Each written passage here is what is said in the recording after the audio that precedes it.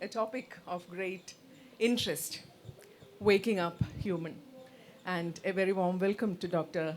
Joe Loizzo, who's going to engage us with his conversation on this topic, which in fact is the title of a book that he is working on.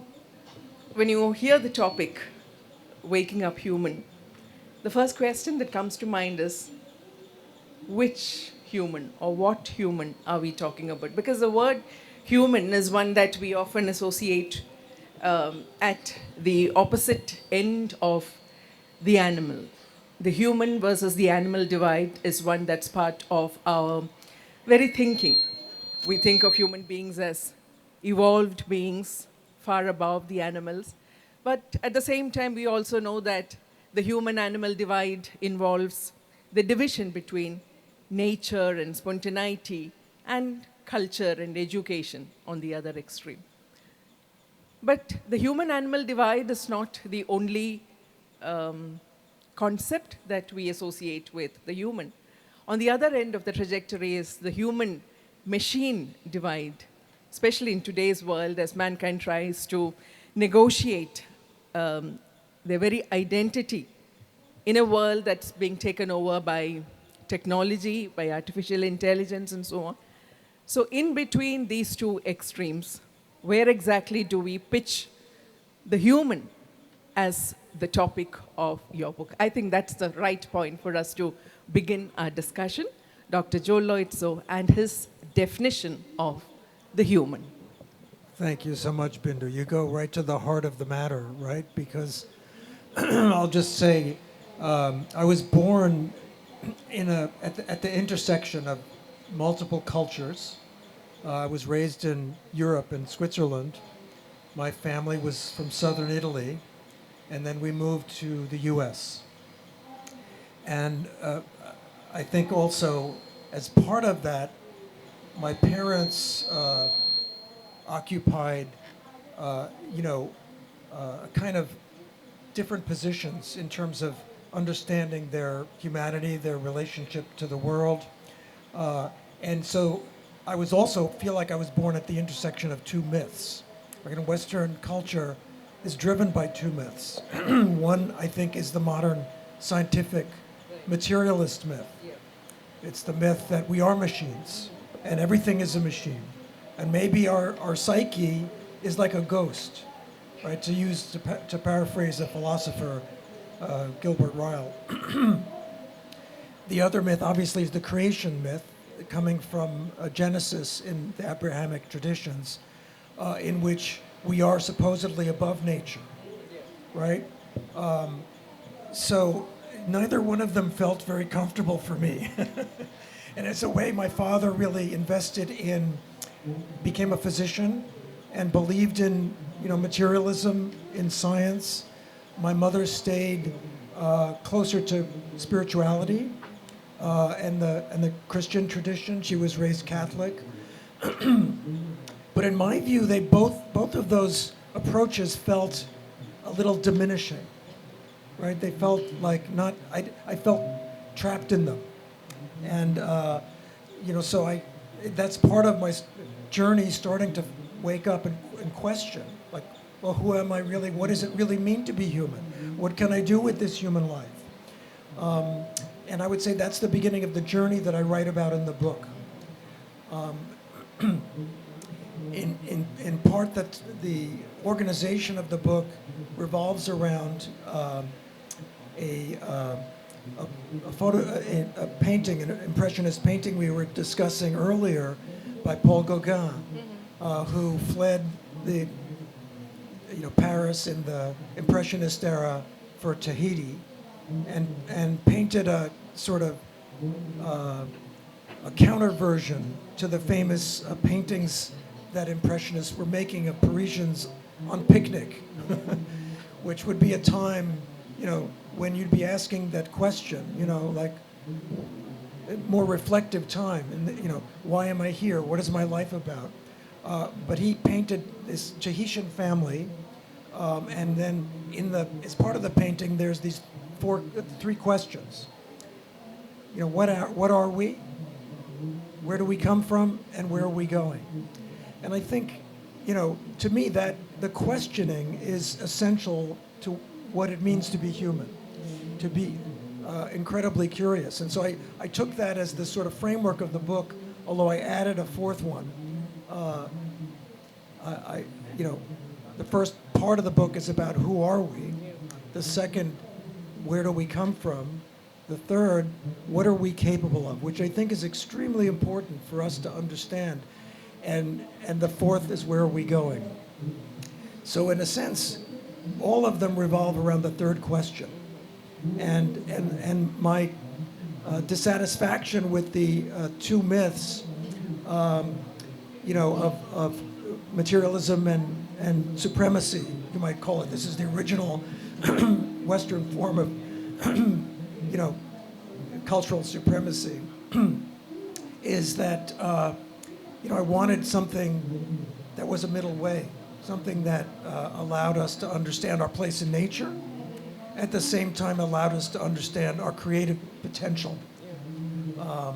And so I found that because my father eventually became a psychotherapist. And I really loved, actually, he had his office in the home, and he would come in, in between clients every hour. He'd come into the kitchen, get a cup of tea, and go back. And you could hear him talking to his clients. And I could see his clients really, it meant something to them to have those moments to just talk. And so for me, that became like a middle way, because psychotherapy is in dialogue with science, but it's also in dialogue with our felt journey of discovery. Who are we? What is our life? What does it mean? And that to me felt very precious.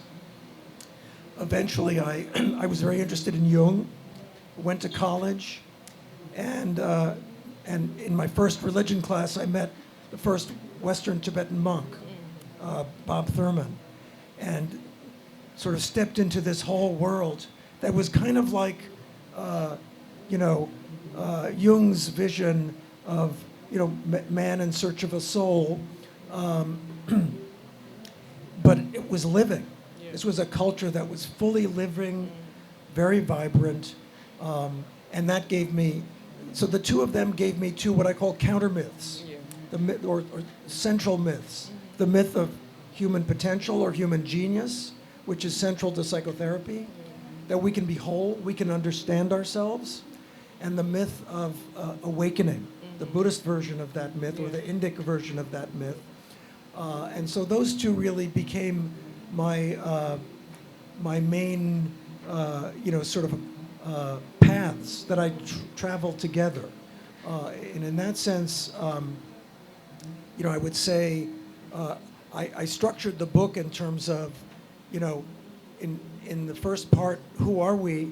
I talked about my experience of psychotherapy, both as a therapist and as a client, as someone who needed therapy for training and also needed it for my life, to understand myself. I structured the second, where do we come from, in terms of science, looking at the new physics, biology, at neuroscience. I'm going to have to take a Ricola. Looking at neuroscience and looking at the mind-body problem. The science of what is consciousness, which is science has still not understood that. And then the third portion, I talked about Buddhism. And one of the beautiful things about both psychotherapy, but even more so about Buddhism and Indic culture in general, is the understanding of our endless potential to be fully self-creative, self-discovering, self-transcending, right? And then finally, I talked about, the path of, where are we going in terms of the importance of all of us waking up to our full, complex humanity and learning how to make an art form out of being human, right?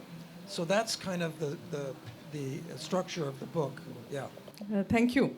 I'll allow you a small break because you need that, I'm sure. And I'll hold on for about 2 minutes by telling our audience here about the two worlds that Dr. Joe Loizzo straddles. the East and the West. I think he's been engaged with the best of both. You have here somebody who's been to Harvard and Cornell and Columbia, the best that you can think of when it comes to the West and the best education that they offer, the best work and the work conditions. But at the same time, a person who's been so deeply engaged with the East, and particularly Buddhism and the Tibetan version of it. Well, the fact that you straddle these two worlds and the fact that you have been meeting people in your career as a psychiatrist brings me to this question of the self. You know, I'm reminded of the introduction that Mahatma Gandhi wrote in his introduction to the autobiography. Even the writing of the autobiography at that point of time was not quite the most common thing. He almost begins with a disclaimer or an apology saying that we in the East are not so used to the concept of writing an autobiography, just as we are not so used to, since you brought in the paintings as well, so just as we are not in the East so much used to the concept of the self-portrait as it is in the West so common, And he begins by saying that, it was with a great deal of difficulty that he got down to the task of looking within, looking at himself and writing the autobiography, which was a foreign thing at that point of time. A few years down the line, we have a poet, the poet A.K. Ramanujan, a major voice in Indian writing in English, who spent a good deal of his life abroad, actually, who has a very short poem called Self-Portrait, where he says, I resemble everyone but myself. And sometimes when I look at shop windows, I see the face of a stranger, signed, date unknown, signed in a corner by my father. So I think that gives us an insight into the concept of the self. So maybe you could tell us something about, this. Is the concept of the self different in the East and the West? What is your experience regarding that? Well, yes, definitely. Certainly in the modern West, the West informed by, the Renaissance, Enlightenment, modern scientific materialism, it's very hyper-individualistic, right? There's very much a sense that we're all like separate atoms, bouncing into each other, competing in nature for scarce resources. It's like a contest. Somebody's got to win. It's a competition.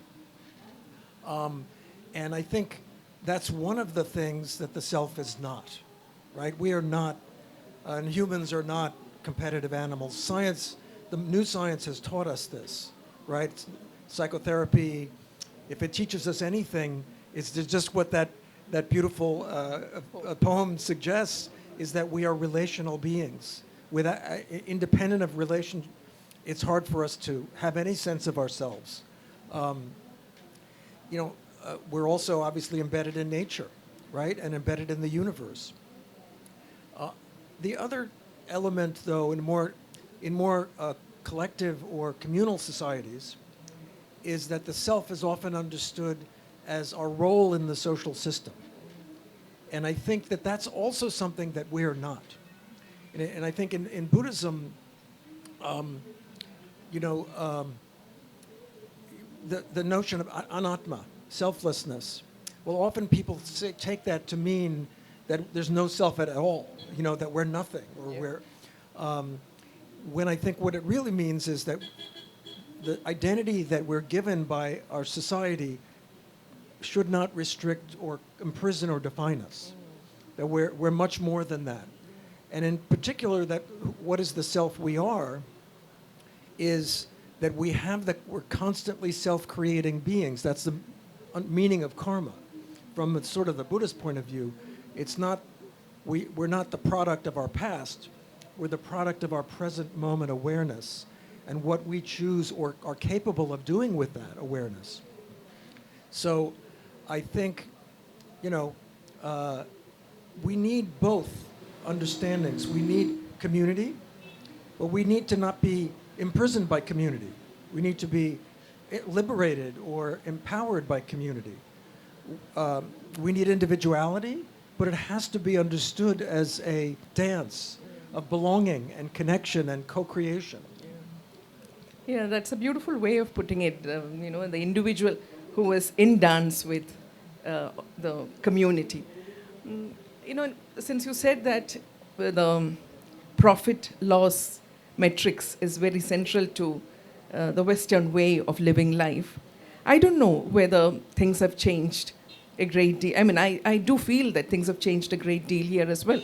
The members of the audience would agree with me when I recall some recent statements made by the CEOs of very successful Indian companies like Infosys and Larsen and Toubro. I mean, companies who have a strong holding in India like Larsen and Toubro, who called for longer working hours and, who believed that even working on Saturdays and Sundays should be part of the work ethic. So we're not far behind, when it comes to the competitive edge. But, my problem with that kind of a statement, one could debate whether it's the quantity or the quality that matters when it comes to the work-life balance, or when it comes to the amount of hours that you put into work.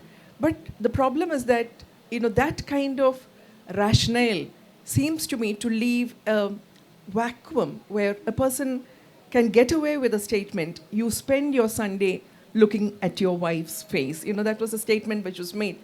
It goes without saying that here is a mind which accepts the fact that there is one section of the population which is meant to inhabit the workspace and the other is simply meant to sit at home. That I think is a rather skewed kind of thinking which comes from this kind of absence of work-life balance. And as a person who's dealt with a lot of such cases, could you enlighten us about the perfect work-life balance? Yeah, well, again, is in my view, humans, we are the most malleable. A lot of people say, what is human nature? Is it good or evil, right? Really, what modern biology has taught us is that it's, our nature is an experiment in malleability, in creativity. We are the most plastic, our nervous systems are the most plastic. They're constantly reflecting what our mind is doing. Our genomes are the most fluid. They're constantly reflecting what we're doing with our bodies and with our emotions. So, what we really are is a kind of a potential to bring awareness, to live from a place of awareness, a space of awareness, a space of learning, of curiosity, of awe, and also a place of connection. Again, in that beautiful poem, both of those things are there. That, he is acknowledging, he's reflecting, what am I? And he's able to sort of tolerate that we're not defined by any of our roles, and we can't even define ourselves. If we really look hard, we see we're infinitely complex. We're like microcosms. We're the whole universe. At the same time, we are connected. We're not isolated, bits of consciousness. We are part of our lives exist in connection. And so I think when you talk about work-life balance or just maintaining a center, having a life that feels whole and centered and well and where we can thrive, it has to do with locating our awareness in those key parts of ourselves where we are free to keep learning, to keep pushing the boundaries of self-awareness, and to keep connecting more deeply with ourselves and others and the universe. And I think any system, any social system or any cultural system that tells you this is what you are, or this is what you should do with your life, is actually kind of a bondage. And what we're really talking about is liberating the capacity of humans and trusting that, there's enough love. We're fundamentally loving, sociable creatures, that when we are free, we're also going to care and be connective with one another. So, the work-life balance is there space in your life and your work?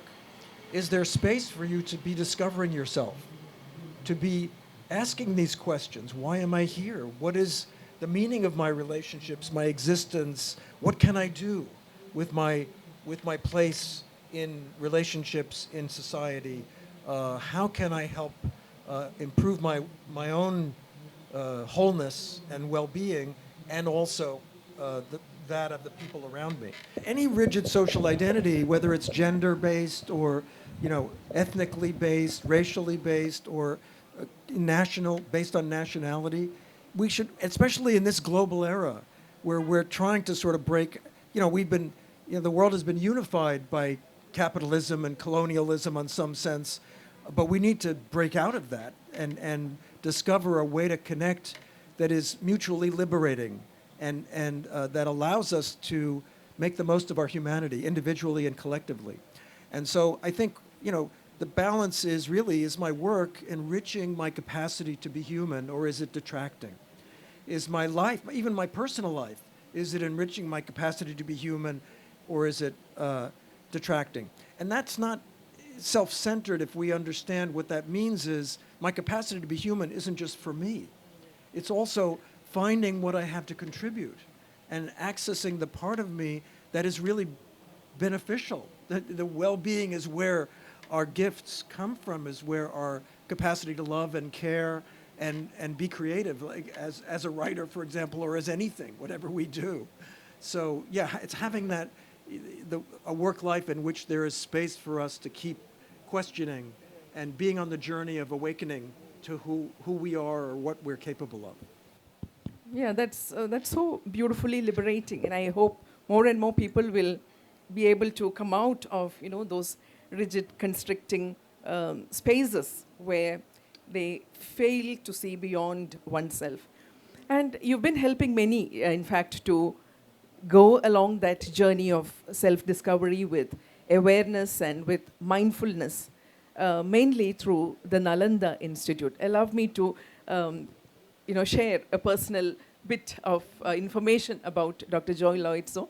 We are familiar with our Indian friends in the United States who, in order to cater to the needs of the community that they live in, name their children as, they choose monosyllabic, simple-sounding names like Maya and Jay and Neil and so on.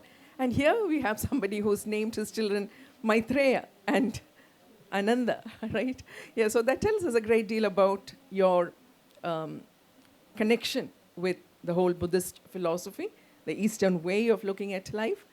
Please tell us more about this Nalanda Institute that Dr. Joe Loizzo has instituted and which is trying to open these doorways of liberating mindfulness. Yeah. Well, as you mentioned, I've been, I don't know whether it's privileged or trapped in fancy Western institutions, right? They've allowed me to discover India and Indian culture, Buddhist culture, and they've also allowed me to explore the psyche and science and spirituality. But as I tried to create a space within the academy where people could have this kind of freedom to really explore themselves and have the kind of nutrients, the communal sense of caring, of curiosity, the intellectual, the critical thinking, what I discovered is I couldn't really do that in the space of the academy, either academic medicine or academic religious studies or humanities, or psychology. So I decided to found a nonprofit. And my dissertation when I did my graduate studies in Buddhism was based on Nalanda University, the world's first university, which had up to 15,000 students and faculty enrolled, and which became a kind of, a beacon for all of Asia, and I always often talk about Buddhism as kind of like exportable Indian culture. It's and I think it's important that Indian culture recover this legacy because it's had a huge impact on Asia, so I think that Nalanda University became a kind of model for me of a contemplative university which was protected by the values of individual, freedom and also communal connection and responsibility or co-creation. So I created a nonprofit in which we, teach people, whoever's curious, right? We teach professionals, mental health professionals, business professionals, health professionals, and also just curious people who are trying to recover from life, the stresses and traumas of the world that we live in, the lives that we live. Create a space where people can have access. So part of the way I created this curriculum of Nalanda Institute is to take the curriculum of Buddhist learning, which is, everybody knows about meditation, but meditation is only one of the key disciplines, right? It gives you a connection to your mind and body and a capacity to influence, right? Or educate. But you need to also have wisdom and ethics, right? You need to understand not just where your mind is right now, but where you might want to take it.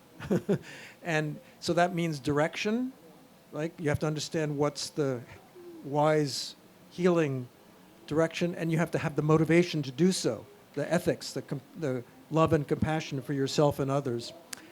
And I've taken those three disciplines and I put them in dialogue with three Western disciplines.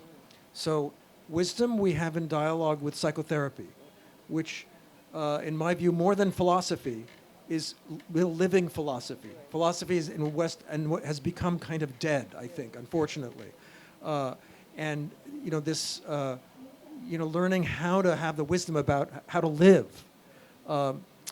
Neuroscience, I put in dialogue with meditation to help us understand what is the human mind and body, but not as an object, as something outside of me that I put little electrodes in, but as the mind and body that I live in.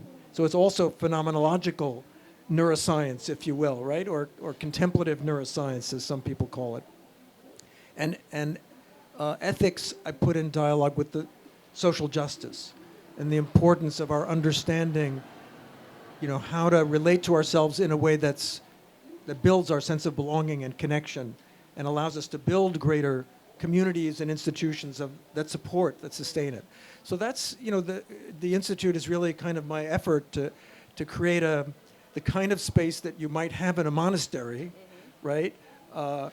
Where you can really wake up to your potential and reshape your life, and to place that within the Western context. But I could not do it within an institution, an existing institution. Yeah.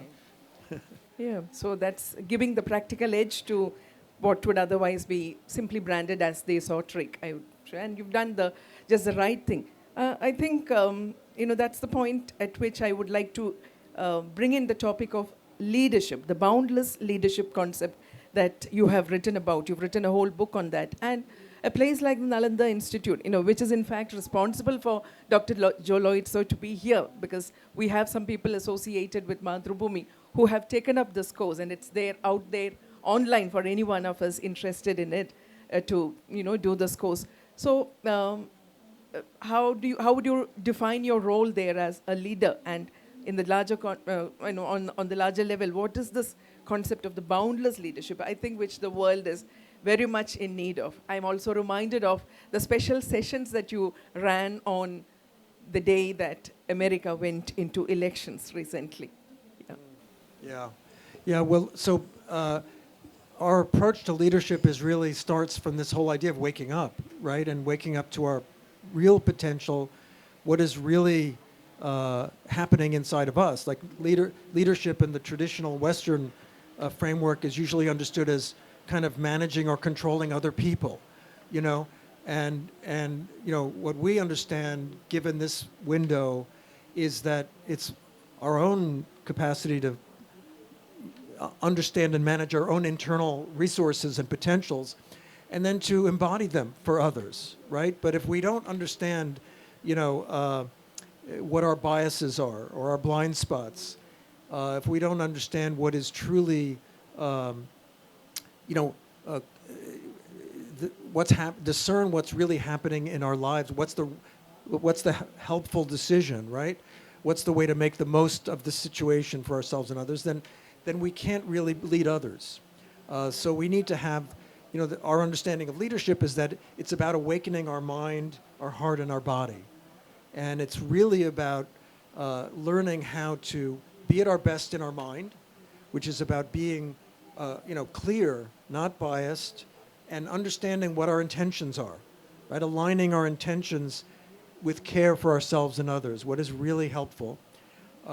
Awakening our heart so that we overcome our traumas, that make us reactive to others, or the challenges of the inner critic we talk about a lot, or the shame-based fears of I need to prove myself, or I can't do it. I don't have what it takes. I can't really live up to my aspirations. And learning how to then access our capacity to love and care for ourselves and others, which allows us to connect authentically with others. And that's where leading others comes in, or creating the space for others to be at their best. That's how we define leadership. And then, of course, because the human nervous system isn't just words and it isn't just, attitudes, it exists on many levels of energy and physicality and body language.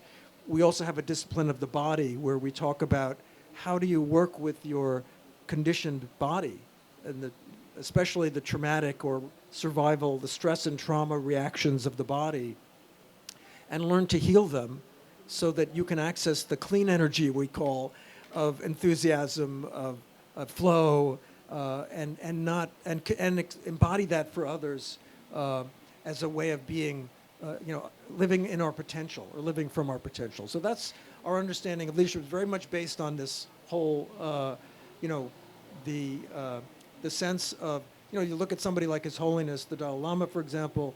There are not all Buddhist leaders are that exceptional, but like Gandhi, for example, where you see a human being who is in a great position of power, privilege, but who is just a human being, is aware of that. That's the most important thing, to be human with others, and that that quality doesn't come out of the blue.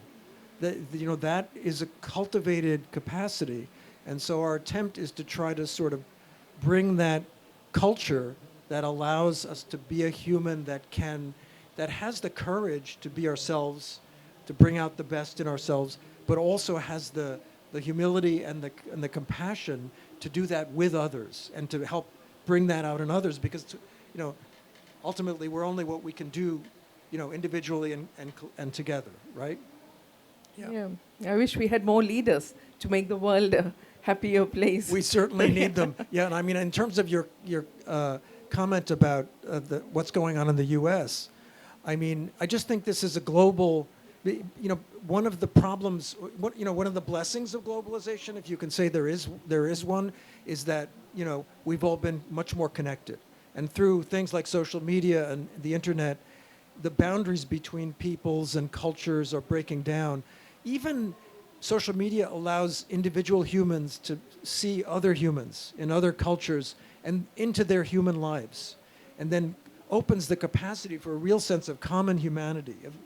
And I think, at the same time, there's a lot of, the kind of the demons of humanity, the demons that all live in all of us, the fears, the need to control, the self-absorption, right? The poisons, what the Buddhist tradition calls the poisons or toxins of stress and trauma, is really just the part of us that's stuck in survival and then really running on disconnective energies, right? Well, those forces are still very much alive, and they're embedded in or embodied by people who are trying to sort of hold on to the old structures of power and privilege that they're comfortable with, whether that's the sort of, the white Christian supremacy in the U.S., which is very much still, as we see, very much alive, and willing to compromise and bring in someone who has absolutely no has all the negative qualifications for being a leader, right? Like, this is a terrible person. No one, he shouldn't even be allowed to lead his own life. You know, I mean, but you know, this is happening everywhere, and it's part of this, in my view, a kind of transition to global connectivity and humanity, and where we respect each other's cultures and ancestry and lineages and contributions, but we also are willing to co-create. We have the humility and the openness to create something better of the planet. And I think that kind of leadership, that's why this whole process of using these ancient traditions and bringing them together with science allows us, you know, potentially to have a whole new lease on life as a human species, where we can really, you know, thrive together and with the planet, with all life on the planet. But we need methods to do that. It's not just going to happen on its own. Like, I don't believe in the invisible hand of the marketplace, and I don't believe that either nature or God is going to do this for us. You know, we have to access the divine capacity or within ourselves, and respect, you know, our limits, the limits of our nature, and we have to try to create what we can of this beautiful planet and of our beautiful lives. Yeah. Yeah, and I hope the mindfulness project that you are head of would be able to do that, help more and more people to suppress and kill the demons within, heal themselves, and then thereby go on to heal the world too. Well, I think I would like to talk about another book of yours, the one on sustainable happiness. We hear a lot about the sustainable development goals, which seem to be, you know, prioritized by all, which we need to prioritize as the mantra that we hear all around. But then ultimately, at the end of it all, it is happiness that matters, isn't that so? Happiness of the self, happiness of the others, and happiness of the whole world. So could you tell us about that beautiful book of yours, Sustainable Happiness? Yeah, so sustainable happiness is really, there is actually a lesser known UN project on inner development goals, right? Inner sustainable development. I can swear that none of us have heard about that. Exactly. We've only heard about the UN you know, the Sustainable Development Goals, SDGs. Which is a diagnostic of the materialism. Although, you know, the reality is, as Chandra Nair talks about in his books and in his talks here, we have to have physical safety and comfort before we can aspire to thriving in the fullest sense of the word. So maybe the outer sustainable goals have to lead first.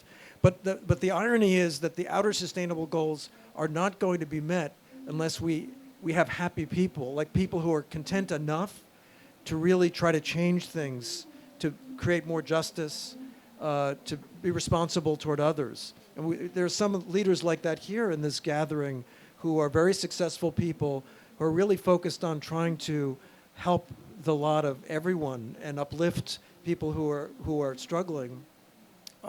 But essentially, sustainable happiness is about that, you know, what it takes to find a way to really be happy in the moment with oneself, and to create a path, a journey of life, where we're learning how to be happier and happier with our limits, with our strengths, and with the limits and strengths of the world around us.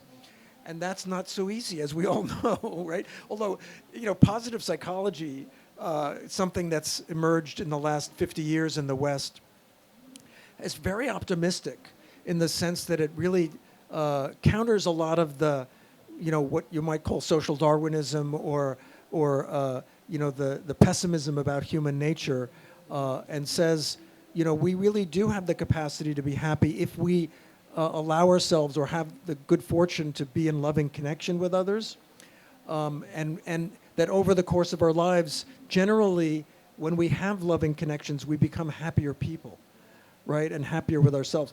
But of course, from my standpoint is, shouldn't everybody, starting from kindergarten, be learning how to do that more quickly? So the idea of sustainable happiness is that we don't need to sort of wait for, you know, trial and error, learning the hard way, hard knocks.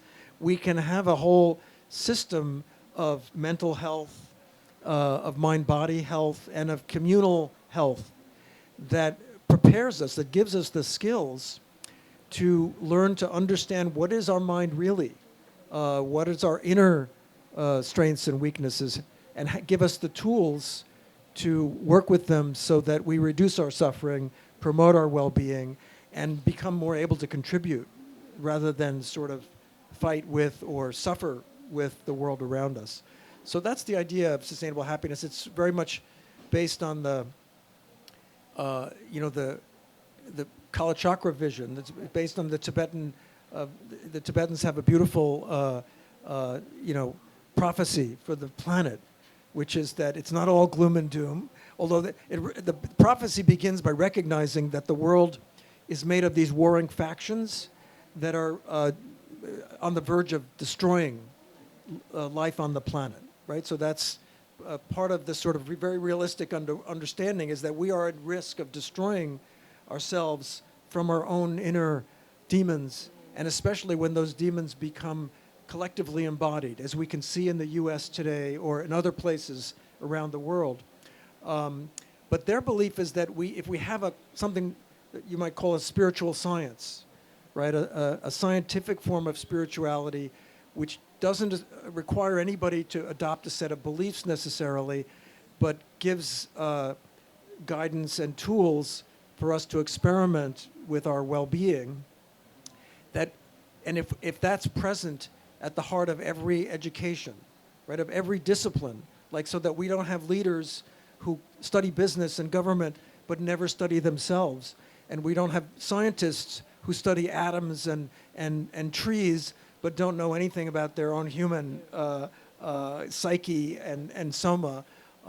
So the idea is that the way our culture is going, at least the modern Western tendency to fragment knowledge so that it's in controllable areas of expertise, and even in medicine, like fragmenting specialties, that we need to have at the heart of every discipline, like a GPS, which is, what is my human nature? How do I understand myself to bring the best, to deal with the worst in myself and bring out the best in myself? And if we have that, then we'll have better leaders. So that's in a sense, the vision of the Kala Chakra is, which Kala Chakra sometimes is translated as the wheel of time. I like to translate it as the clockwork, right? That and this is a vision that we are all evolving. If you look at, the worst, you look at the world today and you see all the sort of worst nightmares of global clashes of cultures, colonialism, the arms trade, all of these things, racism, patriarchy. But at the same time, there's a positive vision that we've learned as humans to be cooperative together in larger and larger groups through the course of history, right? I mean, there's the anthropologists believe we can only really be human with 250 people. But of course, we've learned how to stretch that. And so we need to learn how to be human with a whole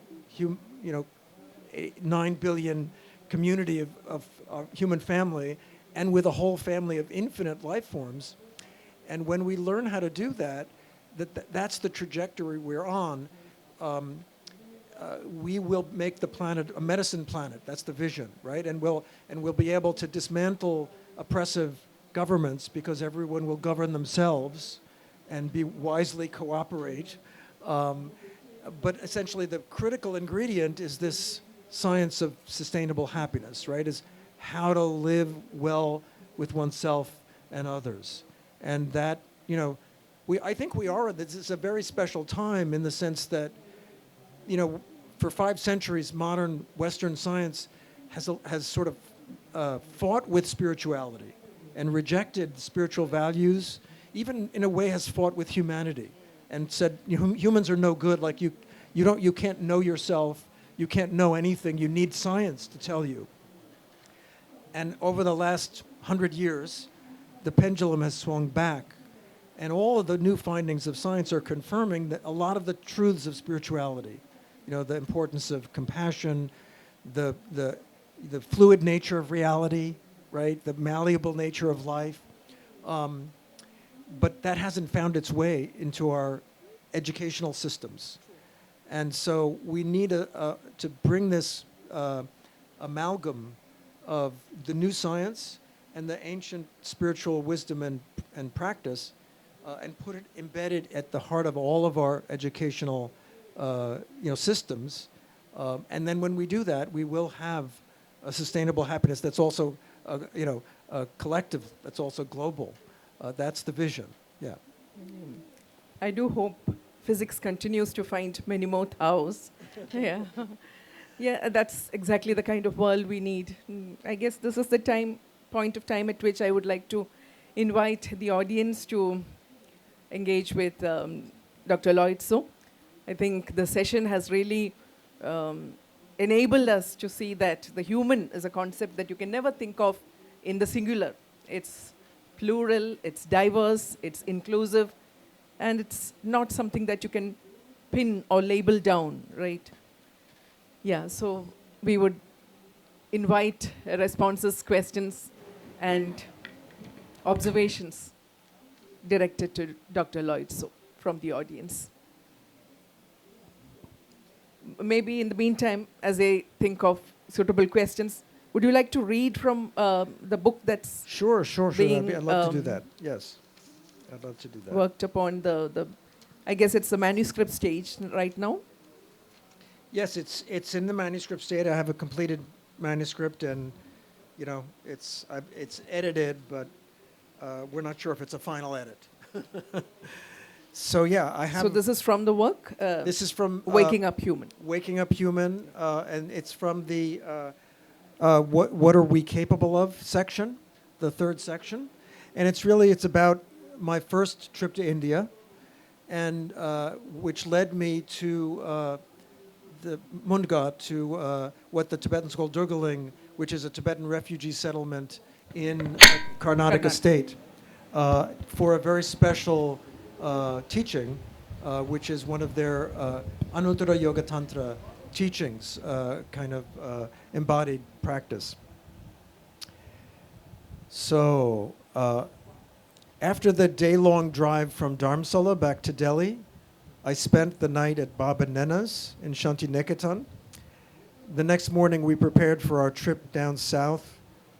On the way out of town, we stopped to see Serkong Rinpoche, the Dalai Lama's philosophy tutor, who was living outside Delhi with his attendants and the American Buddhist scholar Alex Berzin, one of Bob's fellow Harvard graduate students whose dissertation I had read in college.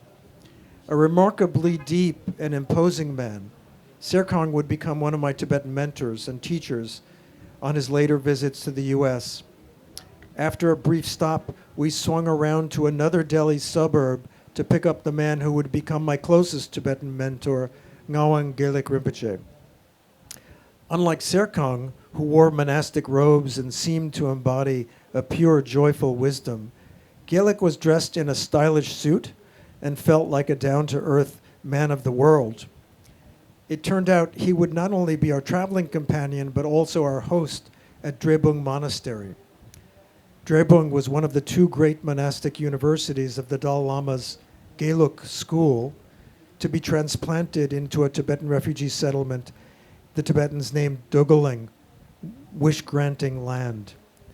Gelik joined us in the car, and we set out for a day-long drive south to Indore, where we spent the night.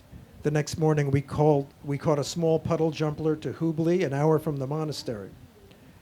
Driving into the settlement and onto the monastery grounds felt like entering a timeless hidden kingdom, a pristine Shangri-La, transported magically from the Himalayan plateau into the rugged land of dusty South India.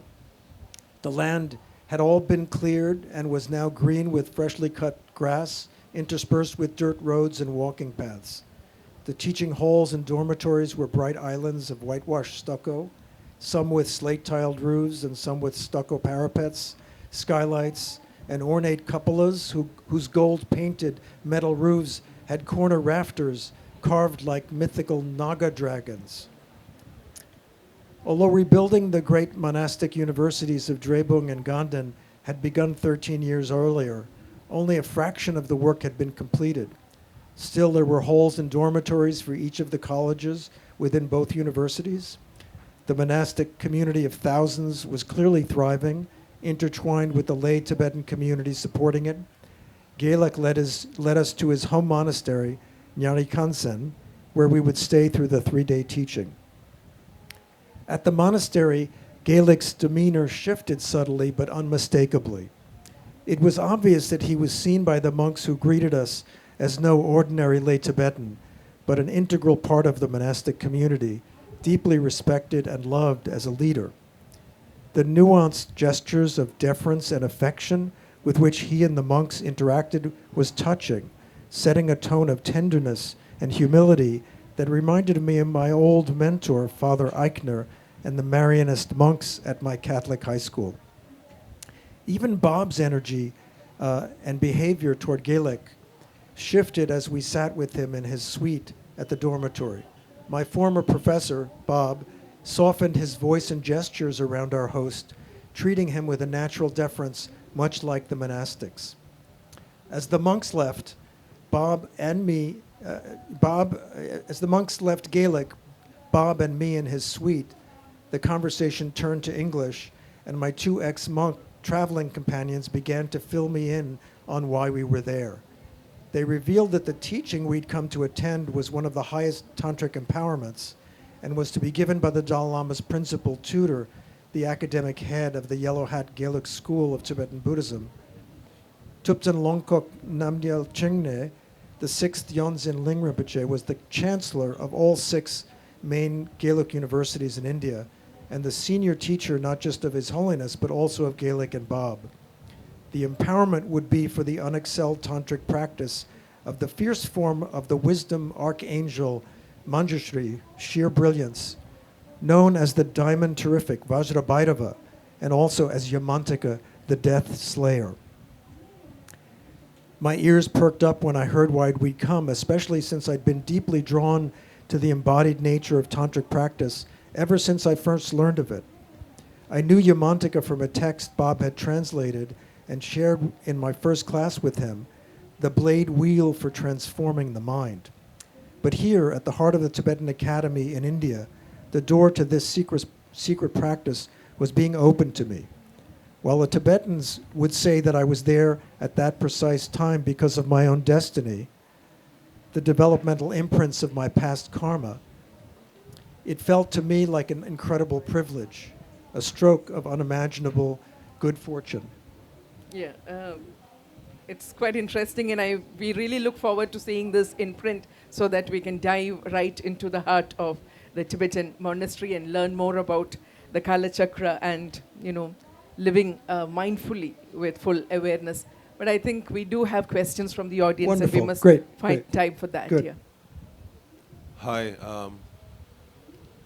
My question is, if you look at philosophy, for example, take Schopenhauer, for example, when he said that the outer world is really the projection of the inner mind. And when you look at every human being, that he lives both, 2 lives where one goes into the inside and he's really reacting, or the outer world that he sees through his sensory organs is actually the projection of what's actually going through his mind.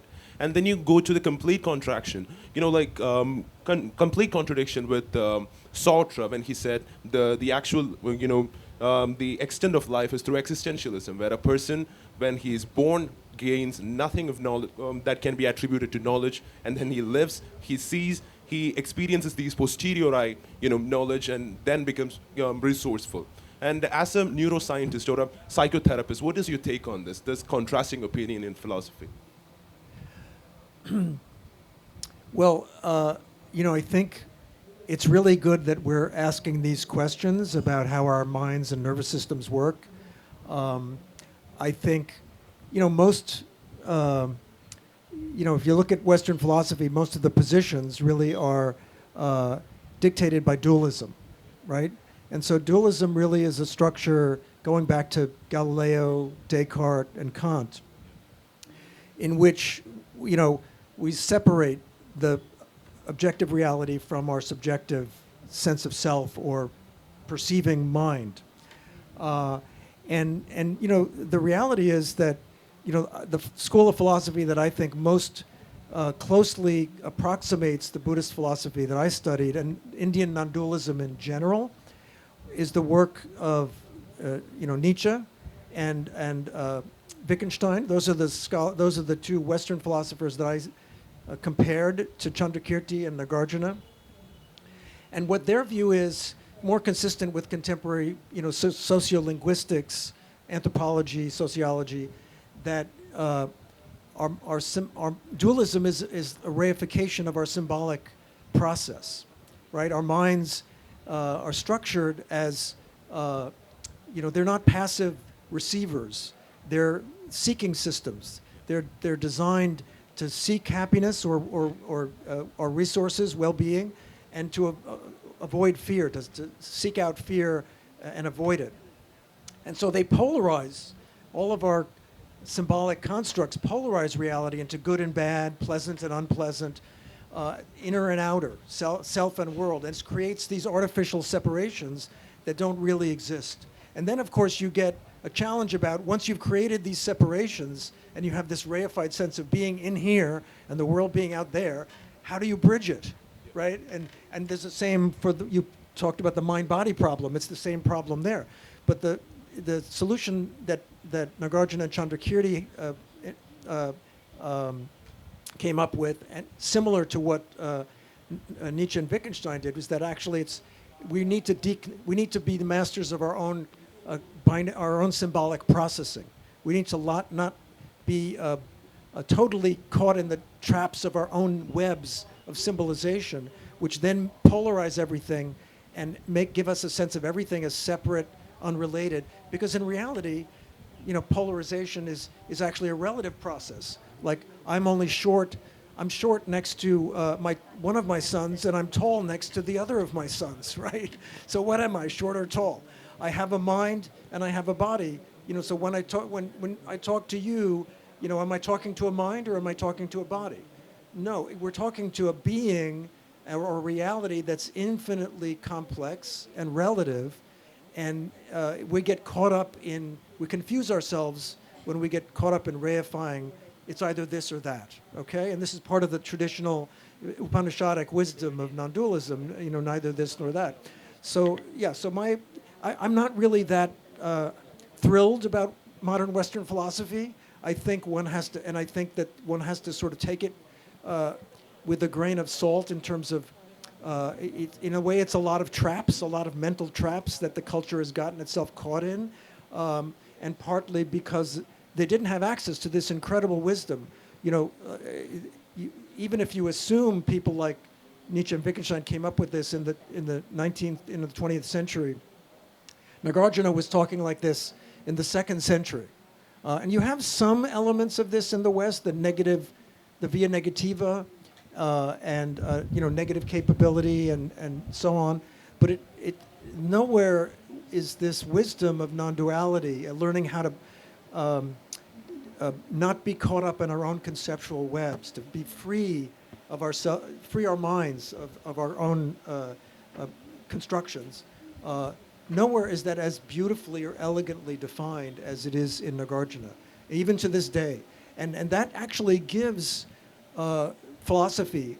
Nagarjuna invented what I call the conceptual zero, right? As we have, you know, in the West we have the Arabic numerals, which are really the Sanskrit numerals, the Indian numerals, and zero is part of that. The Indian invention of the zero, which allows us to keep a space open in our calculations, right, where we don't have a positive or a negative. But Nagarjuna invented this, what I call the conceptual zero, shunyata, which allows us to keep the mind open without putting, you know, either this or that into our sense of reality. And that allows us to engage reality in a more curious and free and full way. Yeah. That brings us to a full circle, I'm sure, with regard to the topic of being human and with regard to the session on waking up human. So we really do look forward to your work to come out in print so that, you know, more and more people will read it and rediscover to use your own words, to not just survive, but to thrive. So thank you. And thank you very much Thank for you this, so much, for having Bindu. spent. Yes. Yeah. I now invite Dr. Joe Loizzo to present Bindu Amat with a memento as a token of our appreciation.